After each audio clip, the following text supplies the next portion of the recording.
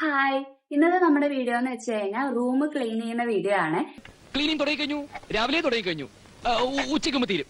Room clean ചെയ്യാന്ന് പറഞ്ഞു കഴിഞ്ഞാൽ ഞങ്ങളുടെ റൂം എന്ന് പറഞ്ഞാൽ ഒരു സമയത്ത് ഒതുങ്ങിയിരിക്കൂല. കാരണം എപ്പോഴും മെസ്സായിട്ടേ ഇരിക്കത്തുള്ളൂ.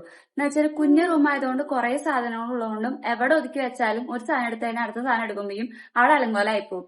അതുകൊണ്ട് തന്നെ നമ്മൾ ഒന്നരാടെങ്കിലും ഒന്ന് വൃത്തിയാക്കിയില്ലെങ്കിൽ റൂം ദാരിദ്ര്യമായിരിക്കും എന്ന് പറഞ്ഞാൽ അതിദാരിദ്ര്യമായിരിക്കും. അങ്ങനെ ഒരു അവസ്ഥയാണ് ഞങ്ങളുടെ റൂമിന്റെ അവസ്ഥ എന്ന് പറഞ്ഞു കഴിഞ്ഞാൽ. ഇപ്പൊ വീക്കിലൊക്കെയാണ് ഞങ്ങൾ വൃത്തിയാക്കാറുള്ളത്. അപ്പൊ ഇന്ന് എന്റെ ടേൺ ആണ്. അപ്പൊ ഞാനാണ് റൂം വൃത്തിയാക്കേണ്ടത്. അങ്ങനെ വെച്ചാൽ നമുക്കിന്ന് റൂം വൃത്തിയാക്കാനായിട്ട് പോവാം. പക്ഷെ ഇന്നത്തെ ക്ലൈമറ്റ് എന്ന് പറഞ്ഞാൽ സൂപ്പർ ക്ലൈമറ്റ് ആണ്. നല്ല മഴയൊക്കെ പെയ്തിട്ട് നല്ല രസത്തിലാണ് ഇരിക്കുന്നത്. ഞാൻ എന്റെ സമയത്ത് നല്ല മഴ ഉണ്ടായിരുന്നു. ഇപ്പൊ മഴ ഒന്ന് തോർന്ന് നിൽക്കാട്ടാ.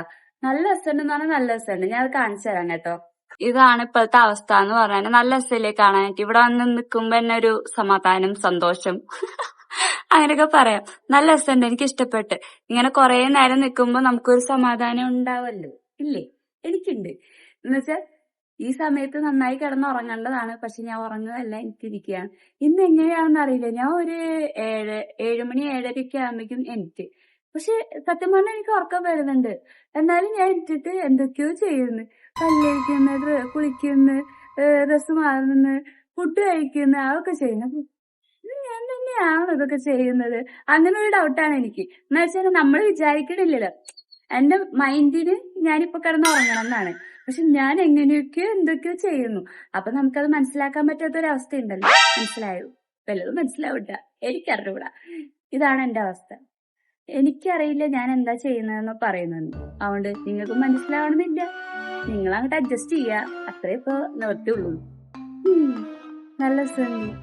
ഇപ്പൊ ഒരു നല്ല അടിപൊളി മഴ പെയ്ത് നല്ല രസമായിരിക്കും. പക്ഷെ ഒരു കാര്യമുണ്ട്, മഴ പെയ്താലും ഇങ്ങനെ വേർത്തോണ്ടിരിക്കുന്നത് അതെന്തുകൊണ്ടാണെന്ന് അറിയില്ല കേട്ടാ. എപ്പോഴും അങ്ങനെ തന്നെയാണ്. ഒന്ന് ജസ്റ്റ് മഴ പെയ്ത് കുറച്ച് കഴിയുമ്പോഴേക്കും നല്ല ചൂടായിരിക്കും. അത് ഒരു വൃത്തിയായിട്ട പ്രതിഭാസമായിട്ട് എനിക്ക് തോന്നുന്നുണ്ട്. മഴ പെയ്ത് ഇത്തിരി തണുപ്പൊക്കെ വേണ്ടേ? അതേസമയം ഓഫീസിൽ പോയി നോക്കിയൊക്കെ തണുത്ത് തറച്ച് മരിക്കും മനുഷ്യൻ. അത് വേറെ കാര്യം. എന്ത് ചെയ്യാന്?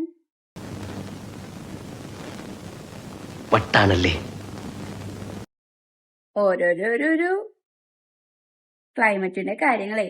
അങ്ങനെ വെച്ചാൽ നമുക്ക് റൂമിലോട്ട് പോവാം. റൂമിലേക്ക് പോകുന്നതാണല്ലോ വലിയ കാര്യം.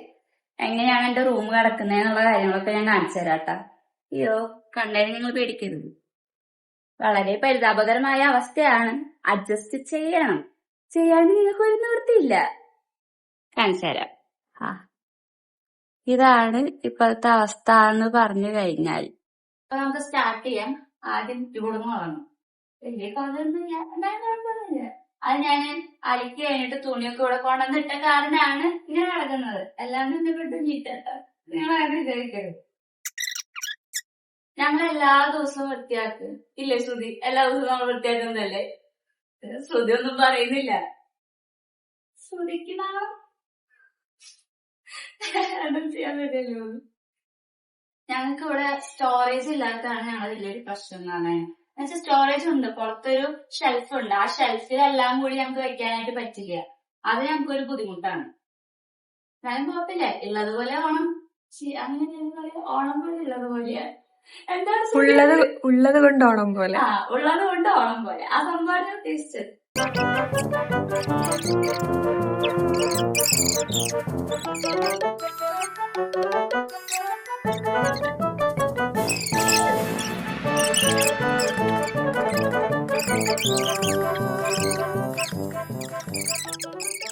ഇതെന്താന്ന് അറിയാമോ?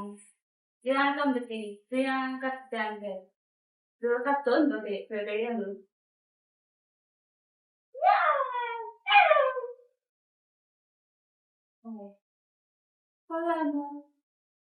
കത്തിപ്പിടിപ്പിക്കുക എന്തോ അവസ്ഥയില്.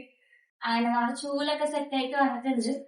ഇനി ഉള്ള കാര്യങ്ങളാണ്, പൊടി അടിച്ചു കഴിഞ്ഞാൽ എനിക്കൊരു പ്രശ്നമുണ്ട്. ഈ മൂക്കില്ലേ ഇങ്ങനെ ചുരുണ്ടോണ്ടിരിക്കും. ആ ഒരു ഇതിപ്പോ ഈ വന്നോണ്ടിരിക്കും. ഇനി തുമ്മലാവും, കുറെ ഇതാവും. എന്തൊക്കെ അലർജിയാണ് ഓരോ മനുഷ്യന്മാർക്ക്. ശ്രുതി നിൽക്കുമല്ല അലർജി ഉണ്ടാ. ഫാനിട്ട് അടിച്ചാലും ആദ്യത്തെ ആൾക്കാർ ഞങ്ങളായിരിക്കും. അയ്യോ, ശ്രുതി കൂടിപ്പോയിട്ടാണോ കുറഞ്ഞു പോയിട്ടാണോന്ന് അറിയില്ലല്ലോ. ഞങ്ങളവിടെ ഏറ്റവും കൂടുതൽ ഉണ്ടാകുന്ന പൊടി എന്ന് പറഞ്ഞാൽ മുടിയാണ്. എന്റെ ദൈവം എന്തോരം മുടിയാണെന്ന് അറിയാമോ? ഒരു കുന്നു മുടി ഉണ്ടാവും.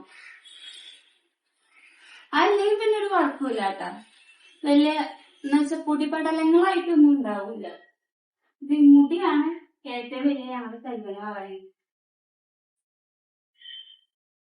മുടിയില്ലെങ്കിൽ വേറൊരു പ്രശ്നമുണ്ട്. എനിക്ക് തോന്നുന്നു ഞങ്ങളുടെ എല്ലാവർക്കും വെള്ളത്തിന്റെ പ്രശ്നമാണ് ഇരുന്ന് വരുന്നത് തോന്നുന്നു. എന്ന് വെച്ചാൽ നമ്മള് വീട്ടിൽ യൂസ് ചെയ്യുന്ന വെള്ളമെല്ലാം ഇവിടെ യൂസ് ചെയ്യുന്നു. പക്ഷെ എല്ലാം കിണറ്റിലത്തെ വെള്ളമാണ്. അത് വേറെ കാര്യം. അറിഞ്ഞൂടെ. പണ്ട് വരുമ്പോ പണ്ട് PG പഠിക്കാൻ വരുമ്പോ എനിക്ക് എന്തോരം മുടി ഉണ്ടായിരുന്നു അറിയാമോ? ഇപ്പൊ എന്റെ മുടി കാണുമ്പോ എന്ത് ചെയ്യാൻ ഓരോരോരോരോ. പണ്ടത്തെ അമ്മമാർക്കും അമ്മമാർക്കും ജാതി ആരോഗ്യമാണ്.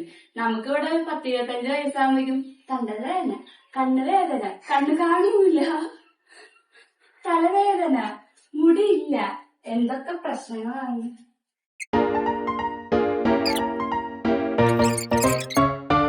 ഇന്നത്തെ നമ്മളെ പരിപാടി കഴിഞ്ഞിരിക്കുന്നു. എന്നാ പിന്നെ അടുത്ത വീഡിയോ ആയിട്ട് പിന്നെ കാണാം. ബൈ.